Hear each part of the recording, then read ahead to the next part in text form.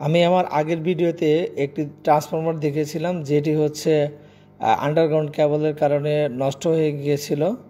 সেই ট্রান্সফরমারটি আজকে চেঞ্জ করা হচ্ছে, নতুন একটি ট্রান্সফরমার নিয়ে আসা হয়েছে। ইতিমধ্যে একটি ক্রেনের মাধ্যমে সেই নষ্ট হয়ে যাওয়া ট্রান্সফরমারটি টাকে তোলা হয়ে গেছে এবং নতুন একটি ট্রান্সফরমার সেই পূর্বের সেটআপে আবার সেট করা হচ্ছে। অনেকগুলো লোকজন মিলে এইটি সেটআপ করার জন্য কাজ করে যাচ্ছে।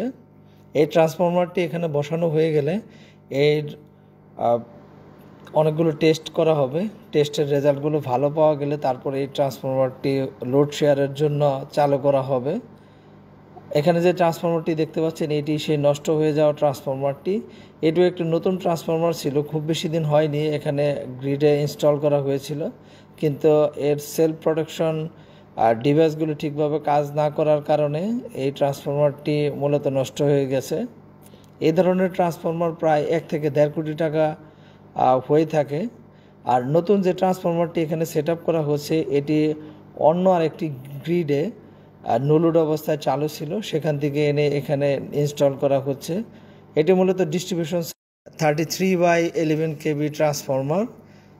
এখান থেকে আবার 11 কেবির অনেকগুলো ফিডার বের হয়ে গেছে অন্যান্য গ্রিডে এবং সেখান থেকে হচ্ছে ভোল্টেজ কমিয়ে গ্রাহকের বাসাবাড়িতে বিদ্যুৎ প্রেরণ করা হচ্ছে।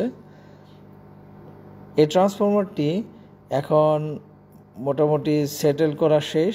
তারপর এটাকে কিছু প্রি কমিশনিং টেস্ট করা হবে।